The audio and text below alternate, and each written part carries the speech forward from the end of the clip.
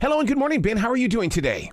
Great. How are you? Absolutely fantastic. Thank you for keeping the title of this book authentic. I mean, this is what we've had inside of our hearts since the first time that we even heard this song. You mean for keeping it authentic in the sense that this is what he means, or just keeping the spelling correct? The spelling. Absolutely the spelling, because I was that jock on the radio that when I first picked up that 45 and I'm going, what the hell is this? And then when you start listening to the song and you start going, oh, I get it. This is original. Yeah, it's very funny. He told me that the thought was to use those words, mice and elf, to represent humility, because they're small things. So he, at the same time that the song is an ego song, it's about me, whoever the me is. I want to be me. I want to be more myself. You have to remember that you shouldn't get too big. There's always a counterweight, which is to stay humble and to stay small. How did he find that place in his heart to do that? Because, I mean, I always heard the stories from Casey Kasem on American Top 40 where Sly out on the road could sometimes be a little bit difficult. But then when you read this book, I'm going, no, Casey, I think you had it all wrong, dude. Oh, I don't know if he had it all wrong. I think it's a mix.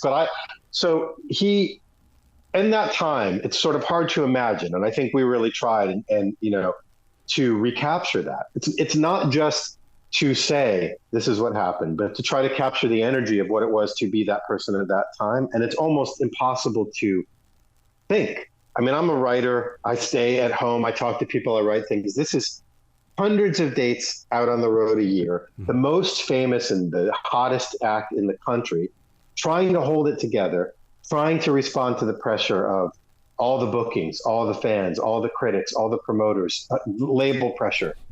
And I think that the difficulty started there. I mean, some of it, he says, was nefarious by other people to some degree, that when he started to miss shows, there would be these completion bonds where if he didn't show, money would change hands. And he believed that in some cases he was double booked, given wrong information, given information late so that he wouldn't show, so that someone would pocket some money. On the other hand, drugs were a factor, and then were increasingly a factor as the 70s went on. And I think, man, fame is hard. I mean, I've been joking. This isn't his opinion necessarily, it's mine, but that fame was the real drug and everything else was the antidote. Yeah.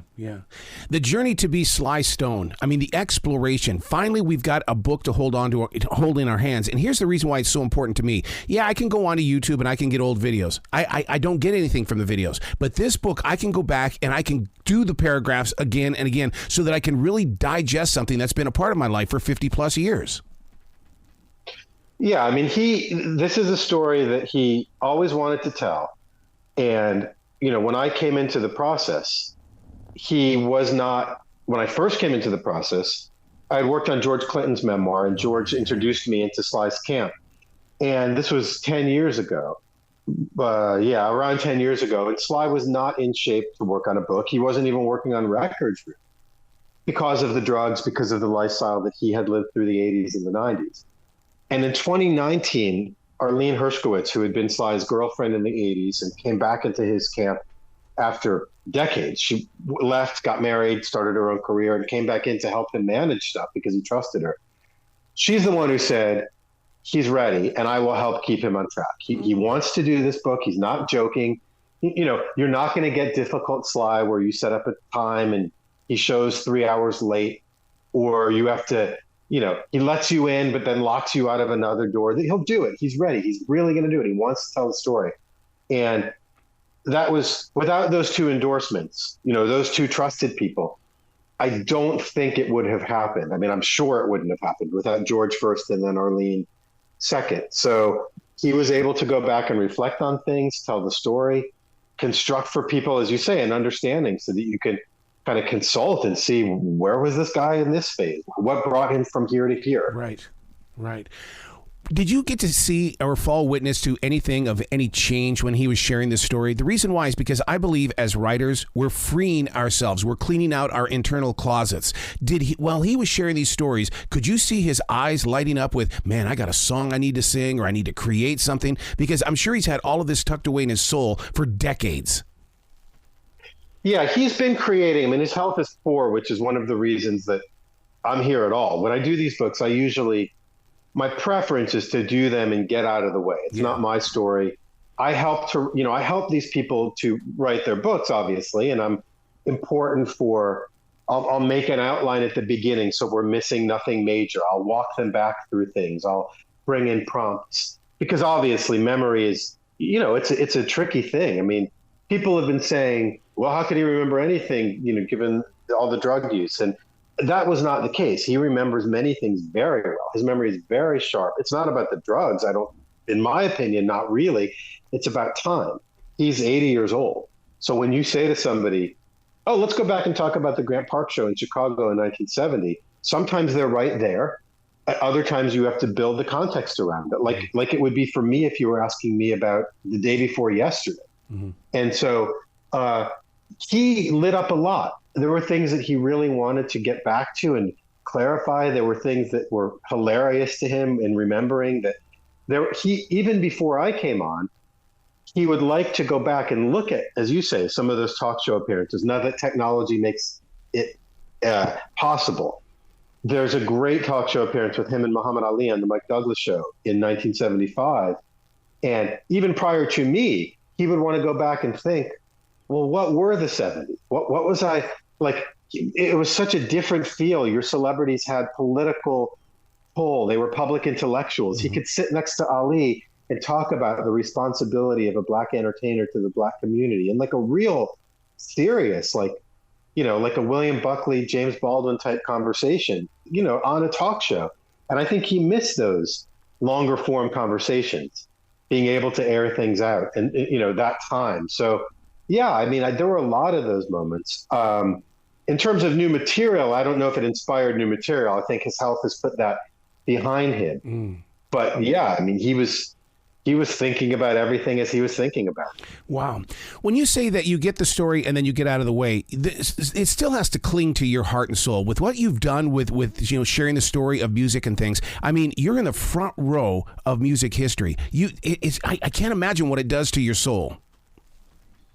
I always say, there's Stockholm Syndrome where you become connected to your captor. Mm-hmm. It's not that, because it's not a captive situation. It's some other city, the Copenhagen or Oslo syndrome or something. Someone else can invent it.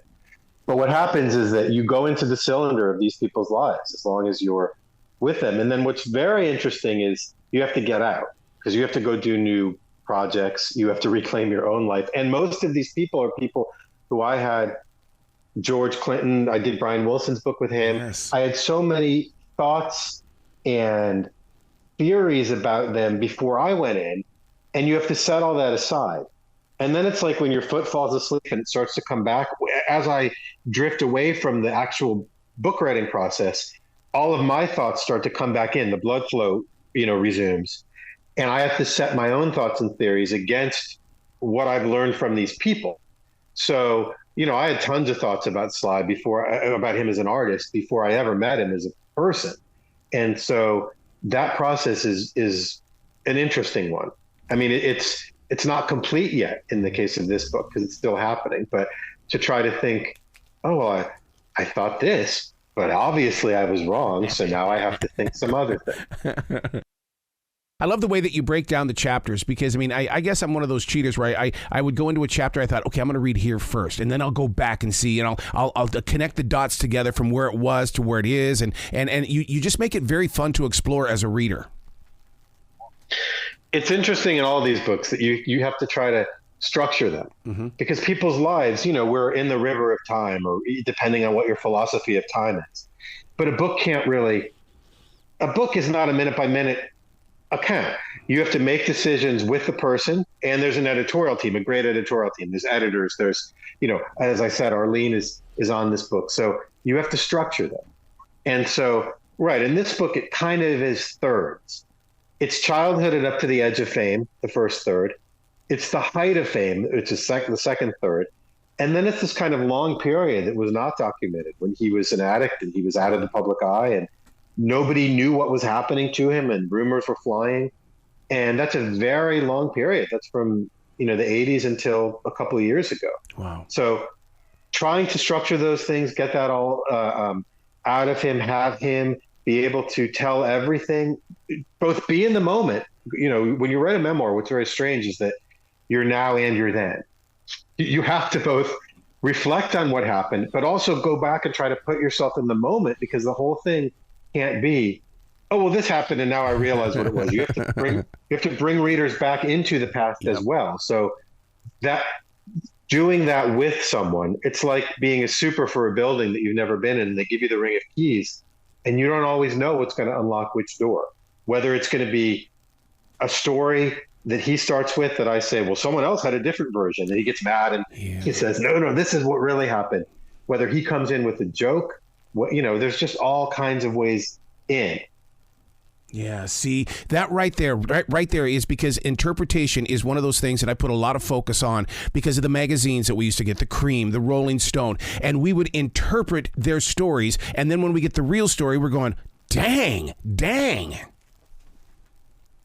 And he also, I should say, it's really important because that middle third of the book, when he's so famous, he's being written about every day. This we're talking about from 69, 68, 69 to 74. He had his wedding on the stage at Madison Square Garden. So there's an extra part, too, where not only are you saying dang, but he was hearing all the stories about himself, seeing all the stories about himself. So the 80-year-old guy looks back on what they were saying about the 40-year-old guy, the 35-year-old guy, and he gets to say dang about himself. So there, and not to mention that just one other element is he created Sly Stone. He's Sylvester Stewart. Sly Stone, like Bob Dylan, is a created thing. So that Hall of Mirrors of, well, tell me about 1973, that is not a simple thing. And luckily he's smart enough, he's one of the smartest people I've ever encountered, to understand all the complexity. He invented it. So he's able to roll with that complexity. But yeah, it's not a simple thing at all. Do you think him becoming Sly Stone was him actually stepping into a role that each night when he hit that stage, he got to be Sly Stone, and then when he stepped off that stage, he could go back to being himself? I mean, that's part of it. I think Sly Stone started on the radio. He was probably the most qualified, if there's such a thing as being qualified to be a rock star. It's him. Before he was ever creating Sly and the Family Stone. And I do want to briefly say the band, this is his story. He's the name, but the band is so important. The band is his family, his siblings, other great musicians he brought in.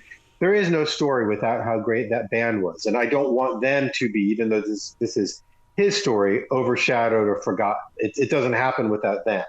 But before he starts that band, he's a child gospel star that recorded a record even. He's a doo-wop star. He's a DJ on the radio. He's a staff producer for a record label. He's a staff songwriter for a record label.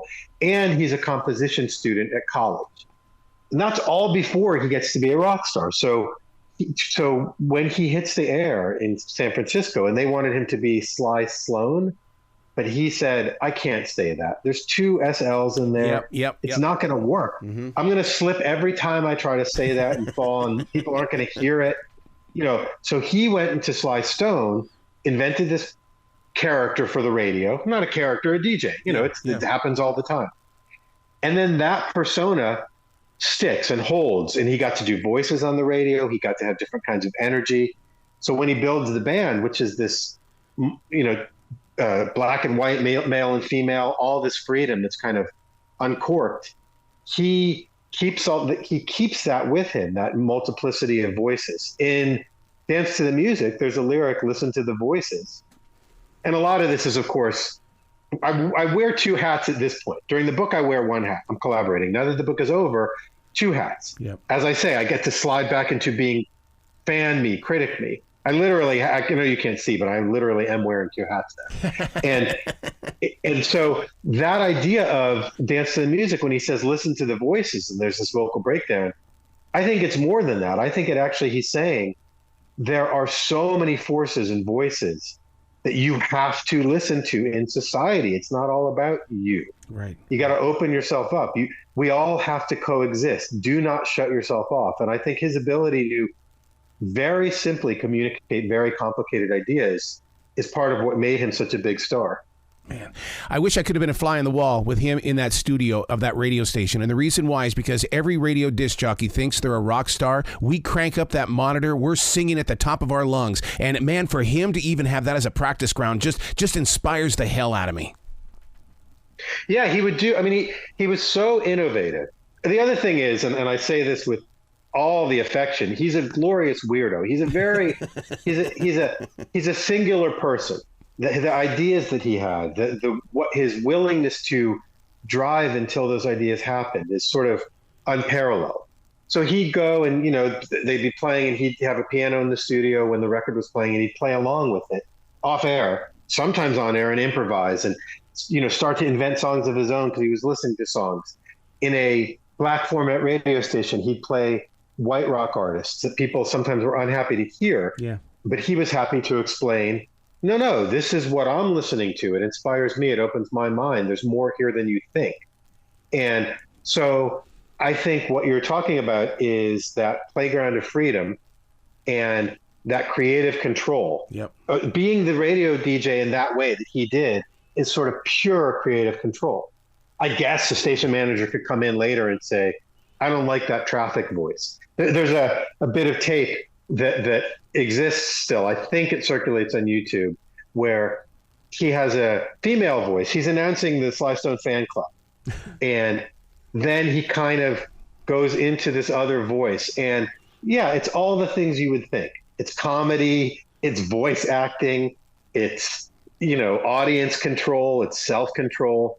They're just amazing documents. And then, as I say, that's all before he's the rock star. Right. Part one is a whole new thing. This is like one of the things I picked up on this right away was it's almost like Once Upon a Time, but my way. And once I came across that, it's like, okay, I'm going to sit down. I'm going to really get into this storyline because I want to make it sound like and feel like that you're sharing a story with me through conversation. Yeah, and a lot of people have those origin stories. I mean, every celebrity, every star, every artist has an origin story. One of the things he said that I found so interesting is that the artists are antenna for the culture. And he said something, I'm paraphrasing, but you couldn't have been alive in 1968 and not made a record like Stand in 1969.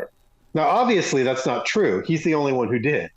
But to see it that way is so fascinating. And I think what it meant is that you're the antenna for the culture.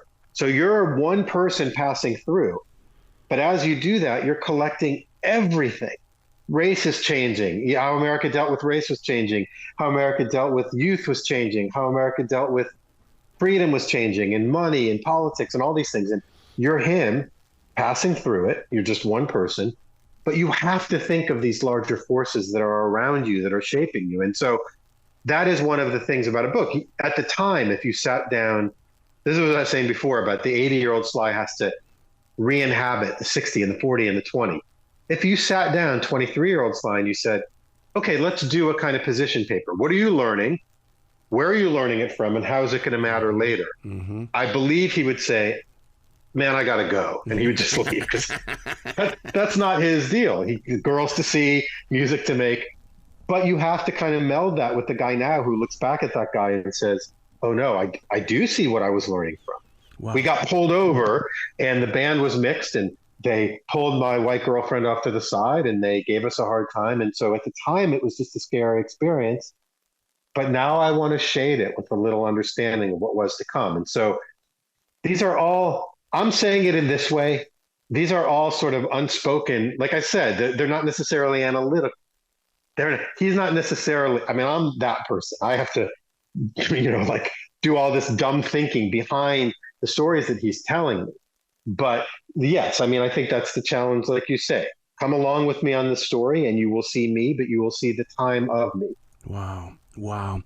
Dude, I tell you what, in listening to your voice, you sound like Don Kirshner. The cadence, everything about you. I've just been sitting here thinking that I'm sitting here talking with Don Kirshner, and the way that you have the passion for music. You got to come back to this show anytime in the future, Ben. The door is always going to be open for you. Well, thank you. Maybe I'll come back with Ben Greenman's rock concert later on. Well, you be brilliant today, okay?